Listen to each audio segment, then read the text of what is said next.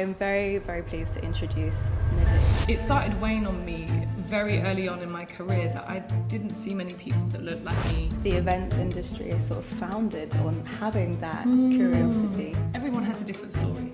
Some shared experiences, but some different that you're just like, oh. What do you think this alliance communicates to the rest of the industry? Just the absolute tip of the iceberg at the beginning of something.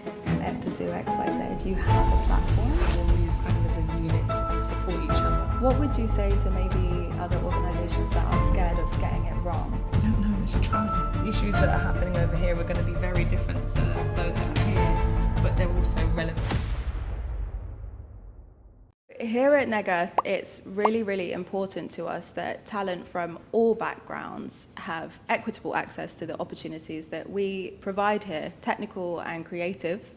We did some research into how we could actually make this a reality, and we came across the Association of Black Event Professionals and also the Zoo XYZ. So who better to have this conversation with than the founder and CEO of the Zoo XYZ and the co-founder of the association.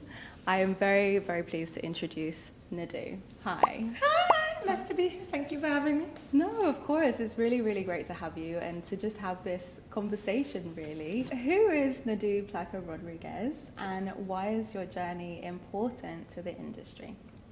Thank you. Good question. Honestly, Nadu Placca Rodriguez is now a 40-year-old woman from South London, mixed black heritage, who really grew up in an event industry where I didn't see people that looked like myself backstage. Yeah. I think in front of the stage, who always, the reason why events used to happen, definitely visible from that perspective. But it started weighing on me very early on in my career that I didn't see many people that looked like me in key roles that are, key decision makers. And I think it just progressed as to, well, what does that look like? How can I be the change that people can see, so that ultimately we have more of a presence in charge and responsible for more impact as well, to see a different change in the industry and to build on from that. So I think my journey, quite unique in itself, but also not foreign to other people having experience entering the event space. So the association was born out of a necessity and a love, which I think the zoo encapsulated over years. But it was time to look at what that next step looked like. Yeah, I can also relate to that as well, which I think is why we're having this conversation as well. Absolutely. Right? So you've told us a bit about the Zoo XYZ and the association. What purpose does it serve in the main? Do you know what? I think long term, it is being able to draw down more so on, I think, sustainability for the community in the industry. What does that look like from entrance right the way through? We did a report a couple of years ago that looked at the racial disparity across UK event trade bodies and associations, and that is talking board level with executive decisions that ultimately filters all the way through. And for me, I think it is very important that we come together to be responsible for those decisions that affect us, to be having a voice that's in the room, where often we haven't been, that ultimately when the change happens and there's a knock-on effect, we have had some kind of input as to what that looks like. And that, is a long-term, I think, mission that has to be driven by data and driven by the community who are outwardly in the thick of it every day. And that is a process. That is definitely a process. But the need has been there, and I think I'm just grateful to have met so many people on this journey that are just showing me the wealth and breadth of the conversation that needs to be had more, and how we can show up together more to make that impact. Wow, yes. Part of the reason for forming an alliance is that shared responsibility. Absolutely. So what would you say your approach is to creating a thriving, sustainable ecosystem for the events industry? Yeah, it kind of goes through that chain. Like, we definitely position ourselves to be able to support around advocacy, so making sure we are talking and having the conversation, showing up in spaces, whether we've been invited or we're pushing ourselves through. Education, for sure. Understanding that there is a need to access education and what that looks like, to be able to say, be it accredited or not, there's a way into the industry, there's a way to upskill, there's a way to transfer skills at kind of any level, but the education is definitely a foundation of that. And I think, again, the follow-on from that is the community itself. Like, what does it mean for us all to work together, to pour in, to be able to contribute? I'm not in every aspect of the event industry, and it's really great. I love when I hear from people that work in lighting, in sound, in AV, in riggers, from crew, everything. Everyone has a completely different experience. To artist liaison, like, doesn't matter what element of an event, I want to hear the voices of people that are having those experiences, because that's the only way that really we know how to support each other.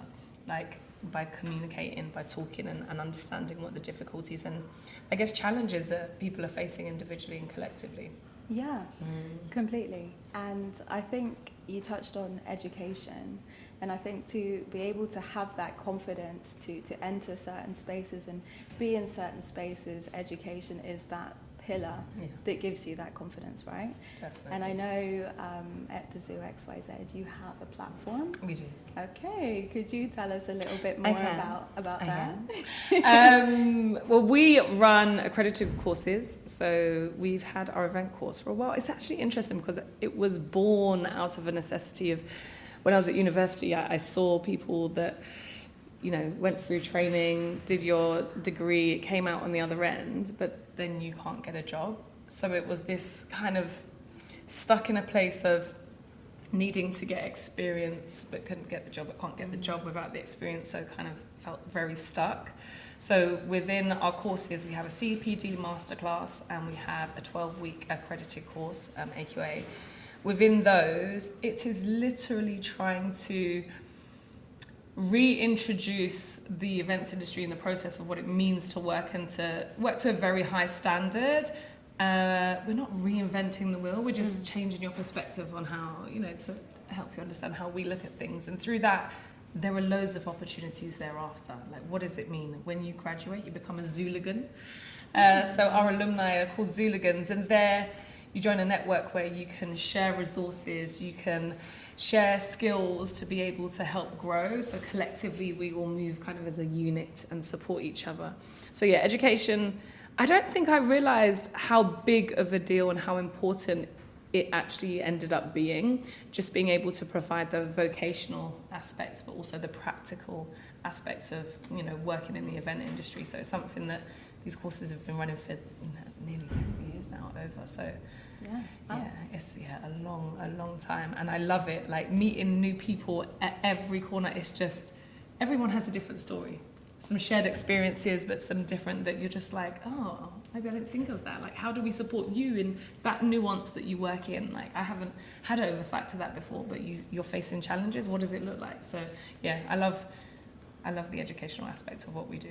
Yeah, and clearly, like, the beauty of having curiosity as well. I feel like the events industry is sort of founded on having that curiosity. So I think it was really nice to hear you put it like that. So how do you think us working together can help advance this? Honestly, when the phone call came, I must say, I was like, okay, what is this about? Who is this? Let's see. And hearing just what you wanted to achieve, but also seeing what you've already been doing. This isn't coming out of, like, we haven't birthed something new to that same respect, but it's kind of taking a different approach, really looking inside and seeing what can be done. And I think this alliance is exactly that. It's going to provide so many other opportunities that I think there's definitely some legacy and some sustainability that will be built out of that for us both. Yeah. I think, being able to put our heads together and see, okay, with your network, with our network, with the resources on both sides, what can be built. And this for me is just the absolute tip of the iceberg and the beginning of something here that I'm very excited to explore with Neg Earth. Yeah, we are also equally excited, because the thing is, you don't know what the future looks like, what the future of the events industry looks like, but that is the great thing. You can kind of have some input on what that looks like in the future. So a very important question. What do you think this alliance communicates to the rest of the industry? Pull your finger out your ass. Respectfully. I think it's an opportunity. Again, it's not that Neg Earth didn't have some intuition, some programs that they're doing and want to be able to expand and develop more. We want to be able to enhance that. You are the experts in your field, ultimately. We're not trying to bring to overstep and understand that. We want to learn from you. So what is it that the challenges are being faced in the industry? What does that look like? And we bring our expertise, so coming together. So for me, I think it goes back to your point of that curiosity. I want to be able to learn and get into thick and understand so that we can see exactly what can be built and developed from there. So other people, I'm sure, are also in these positions. We've worked with organisations before that have started things or have wanted to, or maybe you don't know how to get it off the ground, but it's something that is important. And for me, it's then being able to demonstrate that. Like, there's, at minimum, have a conversation. Because I'm also, one of the things I've learned about myself more recently is that I'm a founder who's a giver. I'm a generous founder, is the term that I'm running with. And within that, like, even just by having a conversation, it could be that I can tap you into a community or a group who's doing this, or an individual or a company. But unless you're picking up the phone and having conversations, like, you will never know. So it's a big step that I think Neg Earth have taken, and we're not asking for everyone to take such a big step. We'd love it if you could. But just take an initial step in the right direction. I think, you know, where the association was born in 2021 after the murder of George Floyd, everyone at that time was very much like, you know, DEI, we need to be doing stuff. And I appreciate 5 years has passed and everyone's kind of like, okay, well, we've ticked that. What doesn't change is being black in the industry, being diverse in the industry. Like, what does that mean? Like, and how to then continue to support. So for me, it's pick up the phone, have an initial conversation, and just see what can be done. Doesn't mean that alliances will be born or partnerships, but even if we can just educate in some way, I think that's the first step. Yeah, just to move it from ideas and maybe performing to actual action, I guess. But what would you say to maybe other organisations that are scared of getting it wrong, if that's the thing that's stopping them from having the conversation? That's so true. I don't know, it's like ultimately, fear is a good thing, and I think people often feel, yes, you could be persecuted or get it wrong. We've seen adverts and things where people have got it wrong, like tapping into culture and what that means. But ultimately, like, you don't know unless you try. So yes, you could be have fear, but again, having a conversation. That those conversations are not happening in the open. You're not putting a press release out about an initial phone call. You're just having a conversation. So I think if it's something that we can support with and kind of guide people through that, we can, alleviate some of the pressure and the fear that comes with it. Yeah. But, it starts with a conversation. It really does. I know we've talked a lot about social sustainability. But I think it would be good to try to explain a bit more about what that actually is, so it's not just like a buzzword. Isn't it just? I mean, it goes back to the point you were making about what does it mean within that through advocacy, education. Like, ultimately, social sustainability is, for me, for the association, having people come into the industry, I'm very much tired of seeing it being at entry level, and that a ceiling is kind of put on top, and then what? So for me, that journey is something that taps into many elements, and it's important that things are put in place to be able to ensure that they are sustainable. So if people are coming in at entry level, what does it look like supporting them to take that ladder right the way up to board level? that requires a lot of work from organisations, and you have to be open your doors a little bit wider and understand that, you know, it's not just a straight path for everyone. I also think that, yeah, from a sustainability perspective, it is people having a space where they can collectively come together to be able to retain ideas and concepts that will be able to help with that longevity that ultimately these communities need within a space. So yeah, for us, talking about it, doing about it, being about it, providing more opportunities is the way that we have identified is a way to support that sustainability. And I encourage others to tap into those verticals to how they can push that out as well, because it's not just one organisation that has to do it. We all have to collectively be involved. Very, very true. We are actually getting to the end. No way! The questions That's already. Impossible. I know. This is just a bit random, but talking about social sustainability, I feel like future success is the backbone of what you do. I did see that you do like a SWOT analysis of every event. If that doesn't scream operational excellence, I don't know what does. So could you maybe give any other, I don't know, scenarios where you I don't know, what am I trying to shine say? our operational excellence. Yeah. Do you know what? Well, we can start on the SWOT analysis, because I think it goes back to the point. When we work on site, I am 9 times out of 10 sat in the production office, which is where I love to be, doing what I need to do. Yeah. When I go out on site and see things that are happening, I can see them, react to them, log them, you know, take a process, but I'm not every person. So for us, it was really important that in order to support the longevity and the sustainability of a brand, an event, a concept that we're working with, we need everyone to contribute. It requires everyone, because everyone is a cog in this wheel. It doesn't matter how big your role, how small, we cannot do it without every single person. So from an event perspective, it was important to get a lens from every single person. And I think that kind of filters through longer to what I'm saying about long-term social sustainability in the industry, is that we need the voices of individuals that are working in different levels across different nuances of the event industry to be able to tap in, because the issues that are happening over here are going to be very different to those that are here, but they're also relevant. So yes, I would love to do like an industry-wide SWOT analysis, really and truly. And I know like Mahaley's definitely on me for like 2.0, but to be having more detailed conversations with people to understand what it looks like. And that operational excellence just comes from a position of, I think, previously being in spaces and working on events, and like we always push ourselves a little bit harder as Black women. There's definitely something there about having to achieve and do, and you know, other counterparts in the industry don't necessarily have to deliver. So also being kind and generous with yourself, but the need is still there. The need is still there. Yeah.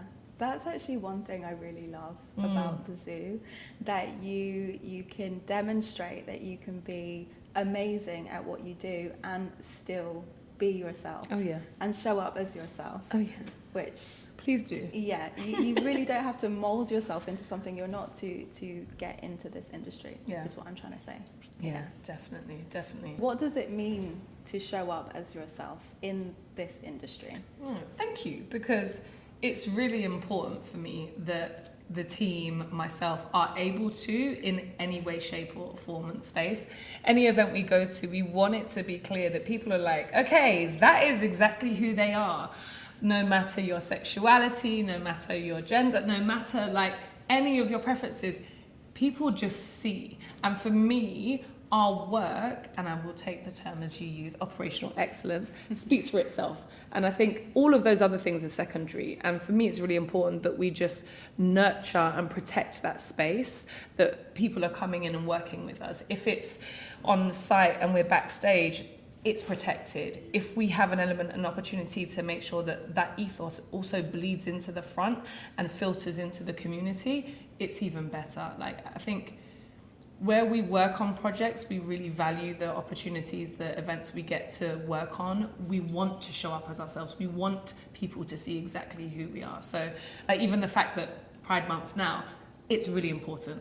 Everyone needs to be visible no matter what. And yeah, we protect that space. Would you have any tips for the next generation, how they can start their journey in events? Yeah. Come through to some of the Neg Earth courses we're going to be doing together. Sign up to some of ours. Look, put yourself out there. Ultimately, there are, different organisations that support in different ways, and everyone's going to have their own thing that they're passionate about. But I think, especially for younger audiences, trying things. I definitely have this conversation with my daughter all the time. Try things. Put yourself in places. I think something has definitely been lost. With this opportunity of throwing yourself into things to get experience without necessarily thinking that there's a monetary or financial reward that immediately comes back, that is actually an investment in yourself. So I would definitely just say throw yourself into things, try as many things as possible, and have the conversation. Don't be afraid to ask, what's the worst someone's going to say? No. You're in the same position you're in. So yeah, definitely for the young industry to do, and not feel so entitled to those things, but to put yourself out there. So if listeners took one thing away from this conversation, what would you like that to be? Oh, that's a hard one. It is, because I think there's different, again, tiers, levels of where, hopefully this will go far and wide. Ultimately, I think there has to be a mini kind of audit within, if we're talking to businesses or individuals, even respectfully, what does it look like internally that you're navigating, working with, that you're passionate about and want to advocate more for? That maybe if there's a little voice in the back of your head that is encouraging, just take the risk to do something, step a little bit outside of your comfort zone and, progress towards that idea that you have, instead of just staying stagnant with it. And that's relative, that can be interpreted for anything, in terms of diversity, in terms of individuals stepping outside of their own comfort zones. But yeah, I think long term, it's definitely, with the way the world is going at the moment and how things are, I think there's something really important about community and people coming together to be unified, to work together. So yeah, speak to your fellow person. Yes, yeah, we really don't do that enough. Yeah, I really just want to take this opportunity to thank you for sharing your wisdom, for being open, and I've really, really enjoyed hearing your perspective. So eloquent, and I'm sure everybody will enjoy what you've had to say as well. Thank you for having us, honestly. Lovely, lovely time. If you found value in this conversation, if you've taken something from it, the best way that you can support so that we can do more of this kind of thing is to subscribe to our channel and just engage with the content, share it around, and help others find value in it too.